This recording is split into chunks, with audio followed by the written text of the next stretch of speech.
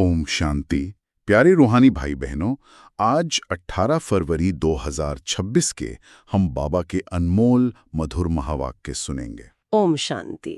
चलिए कुछ पल अपने मन और बुद्धि को सब तरफ से समेटकर एक प्यारे बाबा की याद में स्थित हो जाएं। जी बिल्कुल, शांत, एकदम स्थिर अनुभव करें।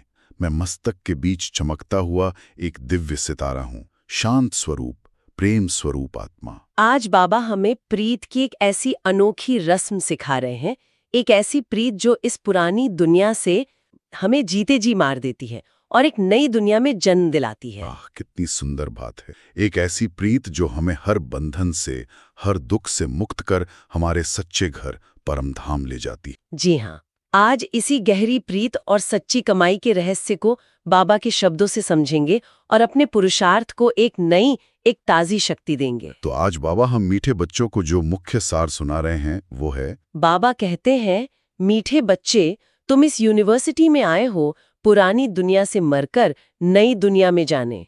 अभी तुम्हारी प्रीत एक भगवान से हुई है। वाह बाबा, कितने प्यार से और कितने स्वमान से हमें हमारी मंजिल याद दिला रहे हैं। है ना? हम कोई साधारण विद्यार्थी नहीं है, हम एक ऐसी अनोखी यूनिवर्सिटी के विद्यार्थी हैं जहां पढ़ाने वाले स्वयं भगवान हैं। बिल्कुल, इस एक स्मृति में ही कितना नशा और कितनी खुशी समाई हुई है। जी, और इस यूनिवर्सिटी का पहला पाठ ही इतना अनोखा है, पुरानी दुनिया से मरकर। हाँ, बाबा हमें कोई स्थूल रूप से मरने की बात नहीं कर रहे हैं, बल्कि जीते जी मरने की जो कला है वो सिखा रहे हैं। जी, ये मरना है देह अभिमान से, ये मरना है अपनी पुरानी आदतों और उन संस्कारों से जो हमें नीचे खींचते हैं। पुराने संबंधों के मोह से, व्यर्थ संकल्पों के जाल से, उन सभी बातों से मरना है। और इस मरने की प्रक्रिया को जो चीज सबसे सहज बनाती है वो है एक भगवान से प्रीत, है ना? बिल्कुल, जब बुद्धि का योग, दिल का सारा लगाव एक बाप से जुड़ जाता है तो बाकी सब कुछ स्वतः ही पुराना, फीका और सारहीन लगने लगता है। हाँ, जैसे किसी को एक सच्चा बेशकीमती हीरा मिल जाए तो वो कांच के रंगीन टुकड़ों से क्यों खेलेगा, उसे अच्छा ही नहीं लगेगा। सही बात है। वैसे ही हमें जब सच्चा बाप, सच्चा हीरा मिला है तो इस पुरानी दुनिया की कोई भी चीज आकर्षित ही नहीं कर सकती। बाबा हमें मीठे बच्चे इसीलिए तो कहते हैं क्योंकि हमने उनकी इस श्रेष्ठ मत को स्वीकार किया है, हमने वो हिम्मत दिखाई है। जी, हिम्मत दिखाई है इस देह और देह की दुनिया से बुद्धि हटाकर एक से प्रीत जोड़ने की। और ये हमारा सबसे बड़ा सौभाग्य है। तो आज सारा दिन इसी एक स्वमान को अपने मन में धारण करके रखें कि मैं इस ईश्वरीय विश्वविद्यालय का वो भाग्यशाली विद्यार्थी हूं जिसकी प्रीत स्वयं भगवान से है। वाह, मेरा हर कदम, मेरा हर संकल्प इसी एक प्रीत की रोशनी में रोशन है। जब ये स्मृति पक्की हो जाएगी ना तो पुरुषार्थ बहुत सहज हो जाएगा, क्योंकि जब प्रीत एक से है तो बुद्धि को भटकने का कोई कारण ही नहीं मिलता। मन अपने आप ही स्वतः ही एक की याद में एकाग्र और शांत हो जाता है। और यही एकाग्रता, यही एक की प्रीत हमें पुरानी दुनिया से सहज ही मार देती है और नई दुनिया में जन्म लेने के लायक, पावन और फरिश्ता बना देती है। आज बाबा ने एक बहुत ही सुंदर और गहरा प्रश्न पूछा है जो हमारी याद की यात्रा और हमारी कमाई से जुड़ा है। जी, ये प्रश्न हमारे पुरुषार्थ को बहुत तीव्र करने वाला है। बाबा पूछते हैं, प्रश्न, किस विधि से बाप की याद तुम्हें साहूकार बना देती है? चलिए हम सब अपने आप से पूछें, क्या मैं वो विधि जानता हूँ जिससे मैं 21 जन्मों के लिए साहूकार बन जाऊं? और क्या मैं उस विधि को अपने जीवन में हर रोज, हर घंटे प्रयोग कर रहा हूँ? या मैं अभी भी दुनियावी तरीकों से कमाई करने में व्यस्त हूँ? अब सुनते हैं बाबा का मधुर, रहस्ययुक्त उत्तर। बाप है बिंदु, तुम बिंदु बन बिंदु को याद करो तो साहूकार बन जाएंगे। जैसे एक के साथ बिंदु लगाओ तो 10, फिर बिंदु लगाओ तो 100, फिर 1000 हो जाता। ऐसे बाप की याद से बिंदु लगती जाती है, तुम धनवान बनते जाते हो। याद में ही सच्ची कमाई है। वाह बाबा, कितनी सरल और साथ ही कितनी गहरी विधि है ना? बाबा ने पूरा रहस्य इन कुछ शब्दों में ही समा दिया है। बाप भी बिंदु, मैं आत्मा भी बिंदु, बस बिंदु को बिंदु से जोड़ना है। जी, देह के इतने बड़े विस्तार से निकलकर आत्मा के सार स्वरूप में बस टिकना है। और ये गणित तो बहुत ही अद्भुत है। जैसे गणित में 1 के आगे 1 शून्य, मतलब 1 बिंदु लगाने से उसकी कीमत 10 गुना बढ़ जाती है। हाँ, फिर एक और शून्य से 100 गुना, फिर 1000 गुना, उसकी वैल्यू तो बस बढ़ती ही जाती है। वैसे ही मैं आत्मा तो एक हूं, लेकिन जब मेरे हर संकल्प के आगे, हर कर्म के आगे, हर बोल के आगे बाप की याद का एक बिंदु लग जाता है, वाह! तो मेरे उस संकल्प, बोल और कर्म की वैल्यू 1000 गुना बढ़ जाती है। वो साधारण कर्म अलौकिक कर्म बन जाता है। यही तो सच्ची कमाई है। दुनिया में लोग जो भी कमाते हैं, धन, दौलत, शोहरत, वो सब यहीं रह जाएगा। बिल्कुल, लेकिन ये याद की कमाई, ये शक्तियों की कमाई हमारे साथ 21 जन्मों तक चलेगी। और हमें विश्व का मालिक, सर्वगुण संपन्न, सच्चा साहूकार बनाएगी। ये अविनाशी धन है जो कभी लुटता नहीं, कभी घटता नहीं। तो आज ये पुरुषार्थ करें, हर घंटे में बस कुछ मिनट निकालकर सारे देह भान से परे हो। मैं बिंदु आत्मा, परमपिता परमात्मा बिंदु को याद कर रही हूँ। इस विधि से अपनी कमाई का खाता बढ़ाएं। जी, अपने हर कर्म को बाबा की याद के बिंदु से मूल्यवान बनाएं। एक बार चेक करें। हाँ, चेक करें कि क्या मेरा कोई भी कर्म बाबा की याद के बिना हो रहा है। अगर हाँ तो मैं अपनी कमाई गंवा रहा हूँ। आज इस विधि को प्रैक्टिकल में लाने का दृढ़ संकल्प करना है। चलिए अब मुरली की और गहराई में चलते हैं। बाबा गीत का अर्थ समझाते हुए कहते हैं, बाबा कहते हैं, गीत का अर्थ कितना वंडरफुल है। क्षमा से परवाने प्रीत रख, फेरी पहन पहन जल मरते हैं। तुमको भी बाप की प्रीत में यह शरीर छोड़ना है, अर्थात बाप को याद करते करते शरीर छोड़ना है। ये गायन सिर्फ एक के लिए है। बाबा कितनी सुंदर उपमा दे रहे हैं। जैसे परवाना क्षमा के प्यार में इतना मग्न हो जाता है कि उसे अपने तन की भी सुध नहीं रहती। जी, वो उसके इर्द गिर्द घूमते घूमते खुद को कुर्बान कर देता है। उसे जलने का भी होश नहीं रहता। वैसे ही हमें भी एक बाप की याद में, उनकी प्रीत में इतना मग्न होना है कि जीते जी इस देह के भान से मर जाएं। मैं शरीर हूं, ये स्मृति ही खत्म हो जाए। वाह! ये दुनिया का जिस्मानी प्यार नहीं है, ये रूहानी, सच्चा और अविनाशी प्यार है। तो अब खुद से पूछें, क्या मेरी प्रीत बाबा से इतनी सच्ची है कि मैं उनके लिए अपनी पुरानी कमजोरियों को, अपने देह अभिमान को कुर्बान कर सकूं? क्या मैं सचमुच याद में शरीर छोड़ने का अभ्यास करती हूँ, या याद करते करते भी देह की तकलीफें या दुनिया की बातें याद आ जाती हैं? ये एक गहरी चेकिंग का पॉइंट है। आगे बाबा हमें पुरानी और नई दुनिया का अंतर बहुत ही स्पष्ट रूप से बताते हैं। बाबा कहते हैं, नई दुनिया में बहुत थोड़े मनुष्य होते हैं, पुरानी दुनिया में तो बहुत है। नई दुनिया में मनुष्य भी थोड़े और सुख भी बहुत होता है। पुरानी दुनिया में बहुत मनुष्य हैं तो दुख भी बहुत है। इसलिए पुकारते हैं, सारी दुनिया परमपिता परमात्मा को लिबरेटर गाइड मानती है, लिबरेट करते हैं दुख से। बाबा हमें दुख का मूल कारण समझा रहे हैं। देखिए, दुख का कारण ही है अनेकता और देह अभिमान। जी, जब आत्माएं बहुत हो जाती हैं तो कामनाएं, इच्छाएं और टकराव भी बढ़ जाते हैं। हर तरफ मैं और मेरा का ही शोर होता है। और सुख का आधार क्या है? एकता और आत्मिक स्थिति। नई दुनिया में, मतलब सतयुग में, आत्माएं कम होती हैं, पवित्र होती हैं, इसीलिए वहां अपार सुख, शांति और प्रेम होता है। और इस सुख के सागर से छुड़ाकर सुख के सागर में ले जाने वाले, लिबरेट करने वाले, वो एक ही बाप है। तो हमें अपने आप से ये पूछना है कि क्या मुझे इस पुरानी दुखी दुनिया से सचमुच वैराग्य आया है, या अभी भी मेरा मन कहीं ना कहीं इसकी छोटी छोटी बातों में, संबंधों में, इसकी उपलब्धियों में फंसा रहता है। क्या मैं सचमुच अपने घर, शांति धाम और फिर सुख धाम जाने के लिए पूरी तरह से तैयार हूँ? अब बाबा कमाई का सच्चा अर्थ और भी ज्यादा स्पष्ट करते हैं। बाबा कहते हैं, बाप की याद से विकर्म विनाश होते जाएंगे, तुम बहुत धनवान बनेंगे। इसको कहा जाता है सच्चे बाप द्वारा सच्ची कमाई। यही साथ चलेगी। बाप ने समझाया है, प्योरिटी होगी तो पीस, प्रॉस्पेरिटी मिलेगी। ये कितनी महत्वपूर्ण बात है।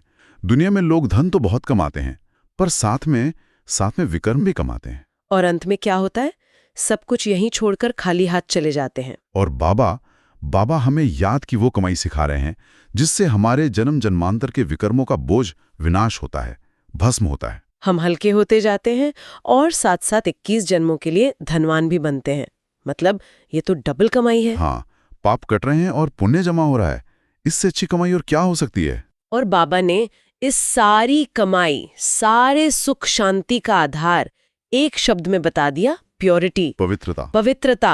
जी, पवित्रता ही सुख और शांति की जननी है। जहां प्योरिटी है वहां पीस और प्रॉस्पेरिटी स्वतः ही अपने आप ही आ जाती है। तो चिंतन करें कि मेरी दिन भर की असली कमाई क्या है।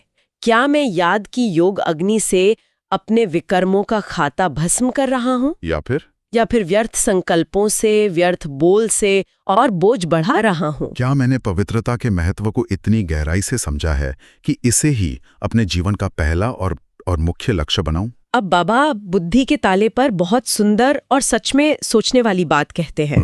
बाबा कहते हैं, शिव बाबा को आत्मा कहती है, मेरी बुद्धि का ताला खोलो। बाप कहते हैं, बुद्धि का ताला खोलने के लिए ही तो आया हूं, परंतु तुम्हारे कर्म ऐसे हैं जो ताला खुलता ही नहीं। फिर बाबा क्या करेंगे? कितनी स्पष्ट और दिल को छूने वाली बात है ये।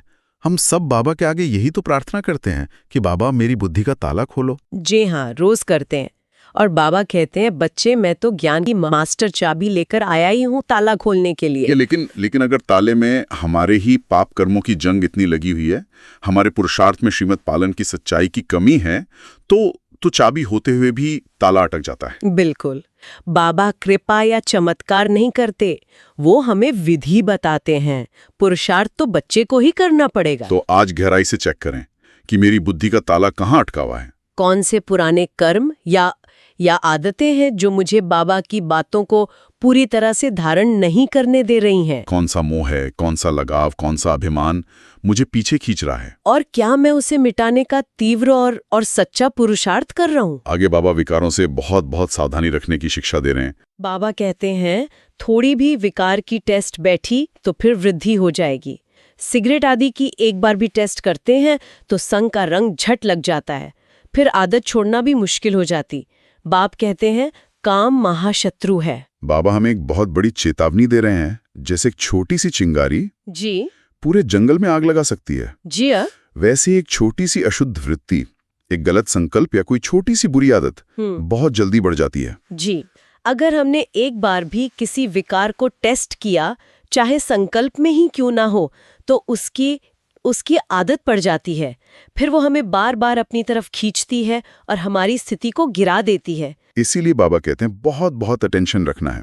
काम को महाशत्रु समझना है, छोटा मोटा शत्रु नहीं। तो हमें स्वयं को चेक करना है, क्या मैं मन वचन कर्म से संपूर्ण पवित्रता पर ध्यान देता हूँ, या कोई ऐसी छीछी आदत है जिसे मैं बहाने बनाकर, चलता है कहकर या थोड़ा सा ही तो है कहकर चला रहा हूँ। आज मुझे उसे बाबा को पूरी सच्चाई से समर्पित करना है और उससे हमेशा के लिए मुक्त होना है। अब बाबा हमें बहुत सुंदर रीति से समझाते हैं कि हमें किसे फॉलो करना है। ये बहुत महत्वपूर्ण है। बाबा कहते हैं, लौकिक फादर को फॉलो करने से तो तुम पतित बन जाते हो, ये तो फॉलो कराते हैं पावन बनाने के लिए।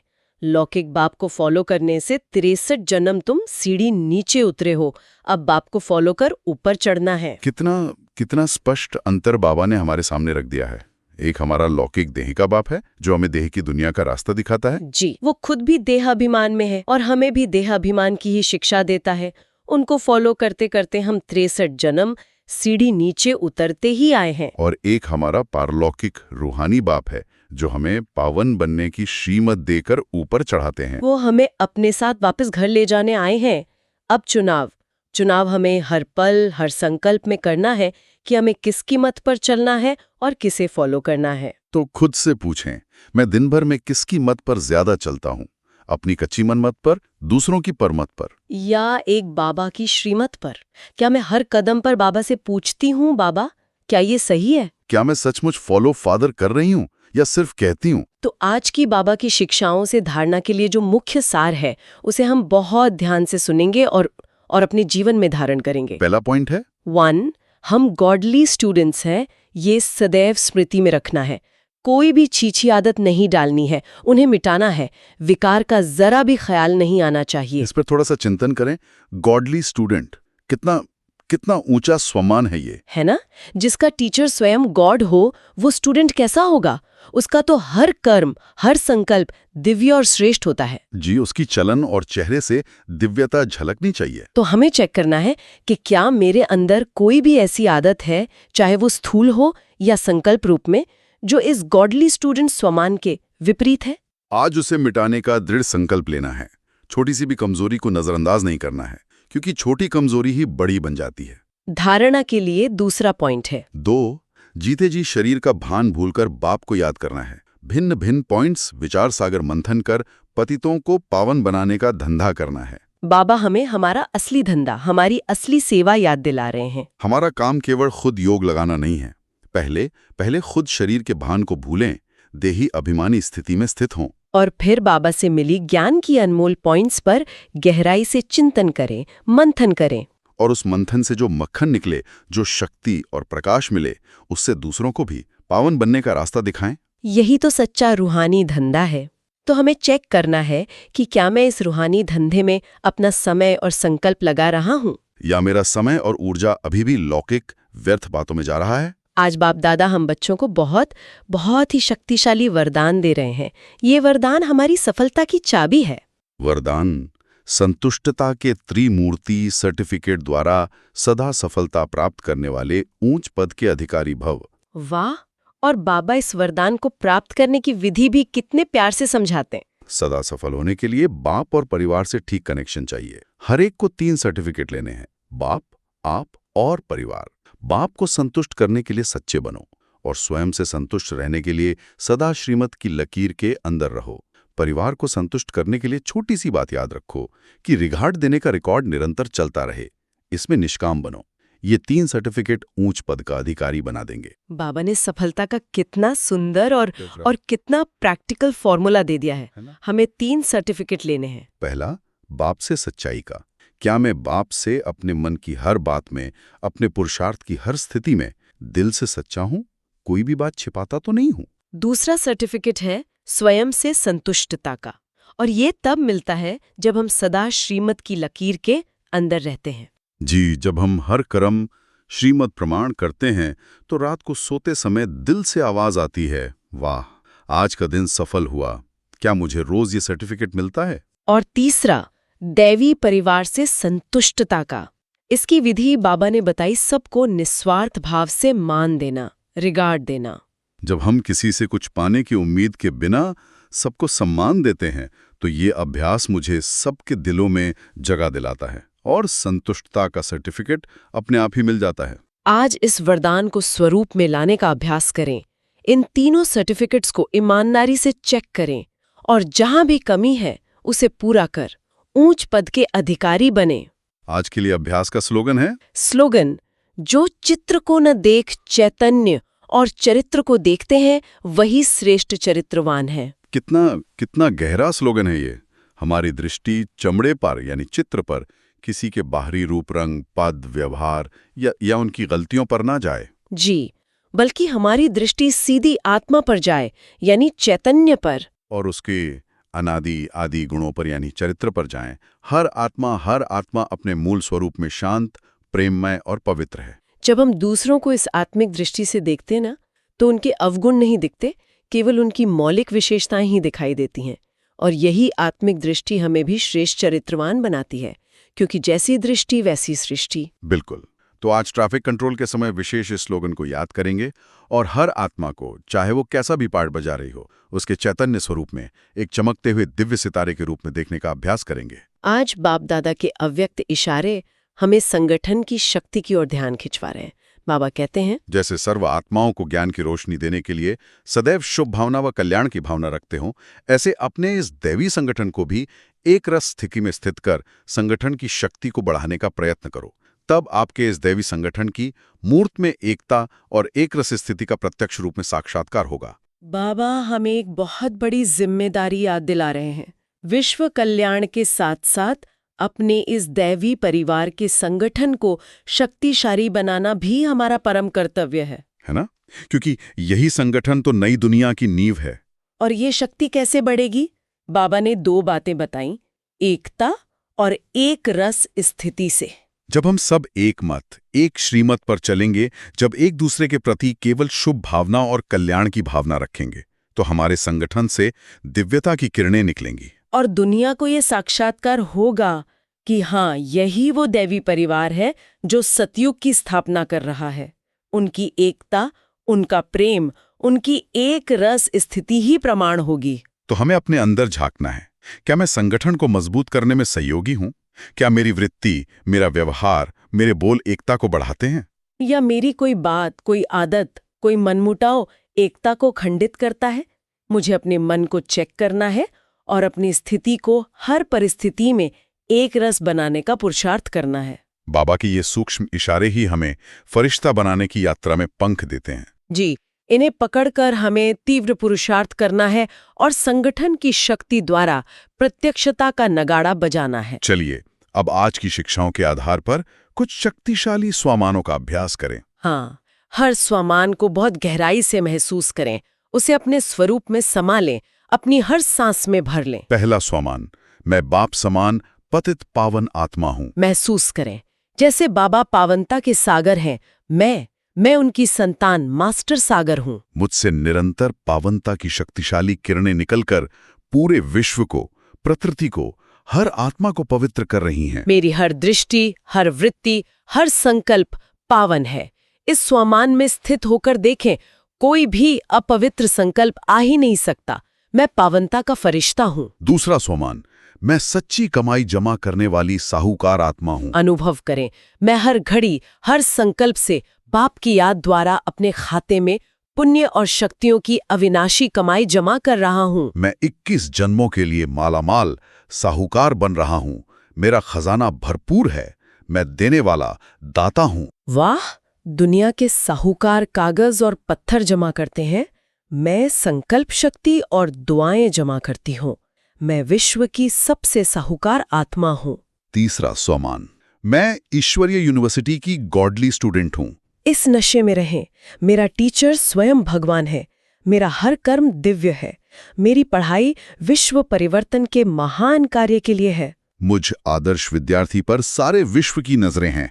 मैं अपनी हर चलन से बाबा का नाम रोशन करती हूँ। मेरी क्लासरूम ये सारी दुनिया है और मेरा हर कर्म एक प्रैक्टिकल पेपर है जिसमें मुझे फुल मार्क्स लेने हैं। चौथा स्वमान, मैं संतुष्टता के त्रिमूर्ति सर्टिफिकेटधारी आत्मा हूँ।